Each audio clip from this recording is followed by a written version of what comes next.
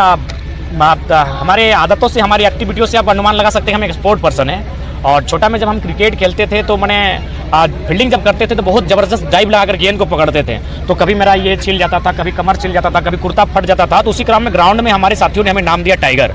और फिर बड़ा होने के साथ साथ वो टाइगर नाम हमारे साथ रह गया। और रह गया इसलिए क्योंकि पारासान पहाड़ के इर्द गिर्द हम लोग का गाँव है, घर है, तो पहाड़ों में ये टाइगर नाम सूट करता है। सबसे मज़ेदार बात आपको बताना चाहेंगे, ये बात हम कभी मीडिया में बोले नहीं है। हम लोग जब एमए का एग्जाम दे रहे थे तो उसमें एक डिजिटेशन पेपर होता है, उसमें एक वाइवा होता है। तो वाइवा को जब हम लोग देने के लिए गए तो मगध यूनिवर्सिटी की एक मैडम आई थी as a guest, chief guest के तौर पर, जो सवाल पूछती। तो जैसे ही हम घुसे तो गुरुजी ने पहला सवाल पूछा कि तुम अपना नाम टाइगर क्यों लिखते हो, why do you right your name tiger on Facebook. अंग्रेजी के स्टूडेंट है तो उन्होंने अंग्रेजी पूछा कि तुम अपना नाम टाइगर फेसबुक में क्यों लिखते हो। तो हमने बहुत सरल समय बोलते sir actually I belong to the hill of Parasnath, so I write my name tiger on Facebook, कि मैं पारसनाथ के इर्द गिर्द संबंध रखता हूँ, इसीलिए मैंने सोशल मीडिया में अपना नाम टाइगर रखा है। उसके बाद अगले गुरुजी का सवाल था कि तुमने सर पे पगड़ी क्यों बांधा है। तो चूंकि मेरा फेसबुक सर लोग भी देखते थे तो बोला कि सर हम किसान घर का बेटा है इसलिए पगड़ी बांधे। अब जो मैडम थी जो मगध यूनिवर्सिटी से आई थी उन्होंने बहुत सारे सवाल जवाब किए और मेरा जो चैप्टर था वह रिवॉल्यूशन इनकलाब पे था। उन्होंने कहा कि मेरे जीवन में एक पहला स्टूडेंट मिला है जो एमए करने के बाद अगर हमसे कोई पूछता है तो पूछता है कि मैडम यहाँ से हम कैसा काम करें या कौन कोर्स को करें कि मेरी सैलरी 50 से 60 हज़ार हो। एक पहला नौजवान मिला है हमको जो एमए करने के बाद भगत सिंह और आज़ाद दिखता है। और लास्ट में कहा you are not a Facebook tiger my dear, you are real tiger, go head achieve your dream. Madam का अंतिम शब्द हमारे लिए था कि तुम फेसबुक के टाइगर नहीं हो मेरे बेटे, जाओ और अपनी मंजिल को पाओ, हमारी शुभकामनाएं। ये मगध यूनिवर्सिटी की एक मैडम थी जो अंग्रेजी की एचओडी थी। उस समय हमारे पीके रॉय मेमोरियल हमारा इंटरव्यू लेने के लिए आई थी। उन्होंने कहा था you are not a Facebook tiger, you are a real tiger. जब हमने उनके सारे सवालों का उत्तर दे दिया। आप हमेशा हर सभा में कहते हैं कि जयराम महतो बहुत तेज लड़का है, उस पर ध्यान रखो, तो कौन कौन ध्यान रखता? हाँ, एक्चुअली बहुत सारे जो पॉलिटिकल लीडर है उन्होंने कहा था कि लड़का बहुत तेज जो बड़ी तिड़काल लेकर पे नजर रखिए नहीं तो बहुत कुछ कर देते। और आज अगर ये मास मूवमेंट खड़ा हुआ है तो कहीं ना कहीं इसमें हम लोग का 0.1% रोल है। हालांकि सर हम 99.9% और कह देते हैं लेकिन मानना है 0.1% रोल है। तो इसीलिए लोग इस बात को कहते हैं, बड़े बड़े पॉलिटिकल लीडर कहते हैं। हाल फिलहाल सुने गुमला में माननीय मुख्यमंत्री का काफिला कहीं रुका था तो उसी होटल में जहां उनका भोजन हो रहा था उनके जो कुछ सहयोगी लोग थे वह मेरी चर्चा कर रहे थे। इस प्रकार कुछ दिन पहले आपका जो आयसू दल के कुछ कार्यकर्ता थे जिनका कहीं कार्यक्रम था उनके सुप्रीमो का, तो रुके थे किसी मैंने भोजनालय में, तो सुने हमारा चर्चा करते हुए पाए गए। इसी प्रकार भारतीय जनता पार्टी के माननीय बाबूलाल मरांडी के कोई कार्यक्रम था, उनके जो साथी थे उनके जो सहयोगी थे वे भी कहीं ना कहीं मेरा चर्चा करते हुए पाए गए। तो इसका मतलब ये है कि हम लोग पर नजर सबकी है।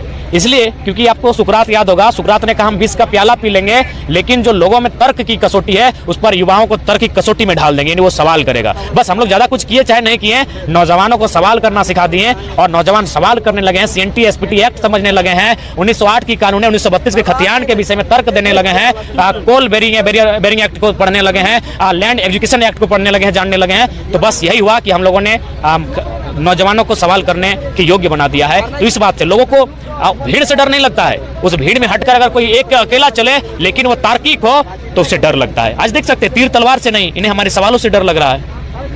आपका क्या कहना है? देखिए, पहला बात तो बाबूलाल मरांडी जी का ये मनुष्य हम सम्मान करते हैं, शिक्षित है लेकिन झूठ बोलते हैं। जिस प्रकार देश के प्रधानमंत्री झूठ बोलते हैं उससे बाबूलाल मरांडी भी झूठ बोलते हैं। आखिर पार्टी तक ही है। झूठ ऐसे बोलते हैं कि उनका एक पेपर हम पढ़े तो उसमें लिखा था हम कुतुब मीनार से कूद जाएंगे, अभी तक सही सलामत है, कूदे भी नहीं है। कम से कम अपना जो वचन दिया था उस नाते नीचे जाल बिछा के कूद जाना चाहिए था।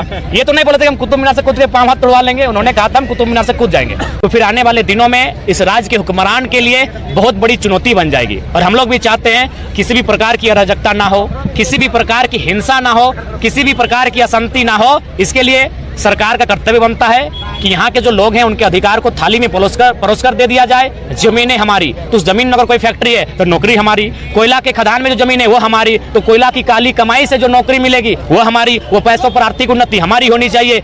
ये राज्य हमारा है तो रांची के विधानसभा में जो भी नियोजन नीति बनेगी वो हमारी बननी चाहिए। 60-40 हमारी नहीं है, हमें 90-10 चाहिए। इसीलिए राज्य के हितार्थ के लिए राज्य सरकार को बैकफुट पे आकर युवाओं की मांग को माननी चाहिए, नहीं तो स्वयं अगर कुछ होता है इस राज्य में तो दोषी राज्य सरकार होगी। जेएसएससी की ओर से विभिन्न परीक्षाओं का कैलेंडर जारी किया गया है, तो क्या छात्रों के लिए सुनहरा अवसर हो सकता है? देखिए, अवसर भी हो सकता है। वो कहावत है कि भागते भूत की लंगोटी भली, लेकिन नुकसान भी है। अवसर इसलिए है कि चलिए बहाली नहीं आई थी, जैसे भी आई, नाय मामा से कहना मामा बहाली आई है, लेकिन नुकसान ऐसे है कि आज जो लोग नौकरियां बाहर से करके आएंगे 40% एकदम मान के रखिए, उस 40 में 37 से 38% बाहर के लोगों का ही होगा। बल्कि जो 60 है ना उसमें ओबीसी और हमको लगता है ईडब्ल्यूएस में अन्य राज्य और ST/SC में भी, उस कोटा में भी कुछ लोग फर्जी सर्टिफिकेट बना के एंट्री मार जाएंगे। अब क्या होगा? झारखंड की पॉलिसी में ये भी कहता है कि जो लोग यहाँ सरकारी नौकरी करेंगे उनके बच्चे भविष्य में जाकर इस राज्य में फिर सरकारी नौकरी की दावा जो करेंगे आरक्षण प्राप्त करने का अधिकार होंगे। यानी इससे क्या होगा? इस राज्य की डेमोग्राफी बदली जाएगी। डेमोग्राफी यानी भौगोलिक दृष्टिकोण। आज देख सकते हैं धनबाद, सिंदरी, आपका बोकारो, झरिया, आपका बेरमो, आपका Ranchi town proper, Hazaribagh town proper, Tata Jamshedpur, इसकी भौगोलिक स्थिति बदल चुकी है। वहाँ झारखंड के लोग लगभग अल्पसंख्यक बन चुके हैं। उनकी भाषा संस्कृति का तौहीन हो रहा है, धज्जियां उड़ रही है और रोज नई संस्कृति वहाँ स्थापित हो रही है। तो इससे क्या है कि एक सभ्यता, एक संस्कृति नष्ट हो जाएगी। ये नीति बहुत ही घातक है। 10वीं पास झारखंड के बन्ना गुप्ता कब तक झारखंड के स्वास्थ्य मंत्री रहेंगे? आज जब तक PhD करने वाले राजनीति में कहेंगे आई हेट पॉलिटिक्स, MA करने वाले बोलते हैं I hate politics, bachelor degree करने वाले बोलते हैं आई हेट पॉलिटिक्स। इसीलिए जो नॉन मैट्रिक है और 10वीं है उन लोग आई लव पॉलिटिक्स कर रहा है और यहाँ के खनिज, साधन, संसाधन, पैसा कौड़ी सब लूट के ले जा रहा है। तो ये तब तक रहेगा जब तक पढ़े लिखे लोग जागरूक है। लेकिन यही है, क्योंकि ये सच्चाई भी है, पढ़े लिखे लोग थोड़ा स्वार्थी होते हैं। आप हमेशा बोलते हैं 2024 का तैयारी करिए, झारखंड की जनता कंफ्यूज है, क्या तैयारी करें? जाहिर सी बात है 2024 में लोकसभा और विधानसभा का चुनाव है। तो भारत एक लोकतांत्रिक देश है और लोकतांत्रिक देश में तैयारी अगर करनी है तो अब चुनावी प्रक्रिया की तैयारी की जाए। आंदोलन साल भर से चल ही रहा है। चुनाव को भी आप मद्देनजर रखते हुए उसमें भी एक जोरदार कदम रखने का प्रयास करना चाहिए युवाओं को, ताकि इस राज्य को एक नई धारा, एक नई दिशा प्राप्त हो सके। नियोजन नीति को लेकर 3 दिन देखिए, इसके लिए तो राज्य की जनता का मूड होना चाहिए। कब तक वह मैंने नॉन मैट्रिक तो कभी बड़ी मुश्किल से इंटर किया है जो MP कोटा से, मैंने साथ हम लोग कहते हैं ना टानी टूनी मैट्रिक पास, ऐसे लोगों को बनाती रहेगी। तो अब उनको भी मूड बनाना चाहिए कि अब bachelor degree, master degree, doctor degree वाले युवाओं को पॉलिटिक्स में मौका मिले और उन्हें राज्य की बागडोर कमान को संभालने का अवसर दिया जाए। जयराम महतो के हर वीडियो में नेक्स्ट CM जयराम महतो लिखा हुआ आता है कमेंट में, लेकिन आपने अभी तक कोई चीज विस्तार नहीं किया। 2024 समीप है। बाबूलाल मरांडी कहते हैं कि 100% की नीति इस बार हम लाएंगे, 2024 में हमें लाइएगा।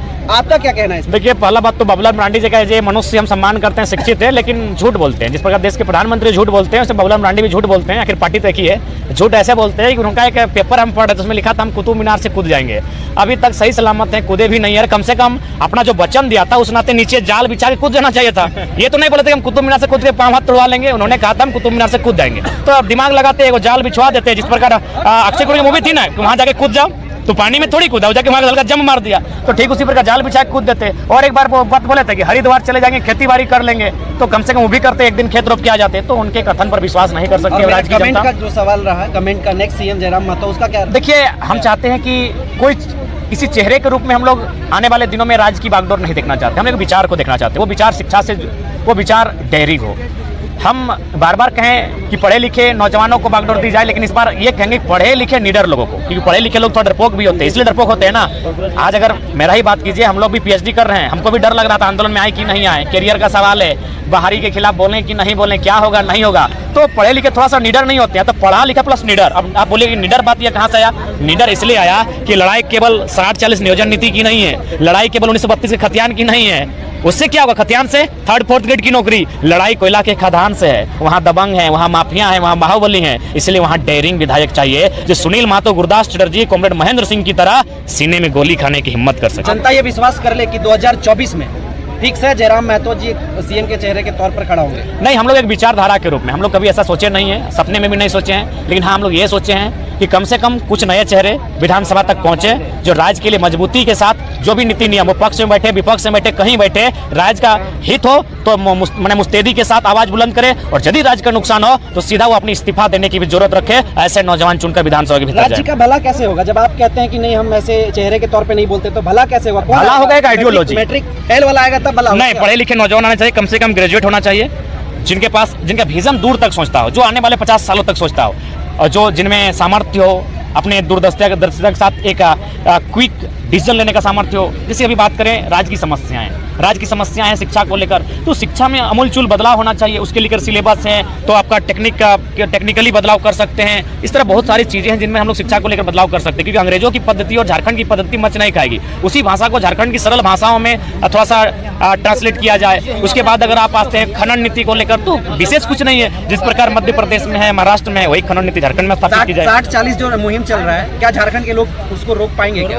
अभी जो लागू कर दिया गया है, देखिए इसको लेकर मुझे लगता है अब एक बहुत बड़ा मूवमेंट होना चाहिए, और संभवतः चक्का जाम जैसी अगर स्थिति उत्पन्न होती है तो शायद राज्य सरकार बैकफुट पर आएगी। और इसके लिए चाहिए कि अब थोड़ा सा अभिभावक वर्ग, जो थोड़ा सा उम्रदराज वर्ग है, उनका भी समर्थन मिले। अभी तक स्टूडेंट आए हैं और कहीं ना कहीं स्टूडेंट नौसिखिया हैं, उनके पास गाइडलाइन का अभाव है, उनके पास जो है गाइड है, उनकी कमी है। तो उस दृष्टिकोण से मेरा मानना है कि अब थोड़ा सा अभिभावक टाइप के लोग आए, बड़े बुजुर्ग में आए, महिलाएं भी भारी संख्या में आए, और पूरे राज्य में 24 का 24 जिला, 264 के 264 प्रखंड, 32,000 गाँव में इसकी किलकारी गूंजे कि राज्य सरकार गलत नीतियाँ लेकर आई है। तो मुझे लगता है बदलाव आएगा। आप हमेशा बोलते हैं जब तक अधिकार नहीं तब तक शादी नहीं, युवाओं को बोलते हैं, लेकिन आपको देखने को मिला कि आप शादी में जाकर डांस करें, तो उसको कैसे देखें? देखिए, हमने अपने बारे में कहा है कि हम लोग अभी फिलहाल इसलिए अपने निजी जीवन को नहीं ले सकते हैं क्योंकि हम लोग के पास राज्य के जो नौजवान हैं उनकी एक छोटी सी उम्मीदें हैं, लेकिन बाकी लोग भी तो करेंगे। आखिर हम लड़ किन के लिए हैं? बच्चों के लिए। तो बच्चा तो भाई उनके लिए जो विवाहित है, लड़ाई उन्हीं के लिए है। लेकिन चूंकि हम इस बात को इसलिए रखें क्योंकि आंदोलन के दौरान हमने बहुत करीब से देखा है। मेरे पिताजी झारखंड आंदोलन के शहीद हैं, और चूंकि मेरे माँ को हमने बहुत करीब से देखा है। मेरे बहुत सारे चाचा हैं जो आज नहीं हैं, तो इसीलिए क्या होता है कि पारिवारिक जीवन तहस नहस हो जाता है। तो इसलिए आंदोलनकारियों से हमने अपील किया है, सबसे नहीं, जो लोग बैक सपोर्ट कर रहे हैं वे लोग शादी ब्याह करें, लेकिन जो फ्रंट में आके आंदोलन कर रहे हैं उनसे हम अपील करते हैं कि थोड़ा सा कोशिश कीजिए विवाहित रहें। कारण कि विवाह होने से थोड़ा सा समस्या आती है। हालांकि अगर समझदार अगर अर्धांगिनी मिले, अर्धांगिनी को अर्धांगना अच्छा मिले और एक दूसरे को अंडरस्टैंड कर सके, तो मुझे लगता है कि एक बेहतर स्थिति हो। अर्धांगना शब्द नहीं, ऐसे हमने बोल दिया अर्धांगना। बन्ना गुप्ता का हाल ही में वायरल वीडियो पे वो बयान दिए, बन्ना गुप्ता का हाल ही में जो वायरल हुआ वीडियो, उस पर वो बयान दिए कि ये एडिटेड वीडियो है। इसके बारे में क्या कहना चाहेंगे? देखिए, सबसे पहला बात तो मैंने स्पष्ट कहा है कि जनता भूख प्यास से त्रस्त है, नौजवान अपनी नियोजन को लेकर ग्रस्त है, और नेता मंत्री सुरा सुंदरी में मस्त है। तो ये सच्चाई है, राज्य की अश्लीलता जो ऊपर लोग बैठे। हालांकि इस प्रकरण में एक चीज़ सामने आया, एक आध जो स्त्री हैं उनका नाम आया, उस पर हम चाहेंगे, नौजवानों से अपील करेंगे कि भले आप मन्ना को आड़े हाथे लीजिए, लेकिन जो भी स्त्री है प्रयास कीजिए किसी भी प्रकार से उनका नाम मैंने शक और संदेह के आधार पर भी मीडिया प्लेटफॉर्म में, सोशल मीडिया प्लेटफॉर्म में नहीं आना चाहिए। वो एक स्त्री है। अतः बन्ना का वायरल हुआ है तो वो एडिटेड कुछ भी नहीं है। बन्ना गंजी में पहना है, गंजी में कौन उसको एडिट कर दिया? पीछे आपका बैकग्राउंड इत्यादि इत्यादि। तो अपने आप को बचाने के लिए कहा गया है कि नहीं, कहावत है कि राजा ने कहा रात है, रानी ने कहा रात है, मंत्री ने कहा रात है, संतरी ने कहा रात है, पहरेदार ने कहा रात है। अब जनता भी बोल उठी रात है, जबकि यह सुबह सुबह की बात है। तो राजा हैं, मंत्री हैं, उन लोग कुछ करे, क्राइम करे, मर्डर करे, क्या धारा लगता है, क्या केस मुकदमा होता है? यहाँ तो छात्रों पर केस होता है 353, 307, जबकि उनका कोई वास्ता नहीं है। तो साफ शब्दों में कह सकते हैं, लोकतंत्र को मजबूत करने के लिए जिनको भेजा गया था वे अपने केवल घर परिवार को मजबूत कर रहे हैं। लोकतंत्र प्रत्येक दिन ब दिन धराशायी पर जा रहा है और दम तोड़ रहा है। एक लॉजिकल सवाल था, हाँ, आपका नाम टाइगर कैसे पड़ा? अच्छा, एक्चुअली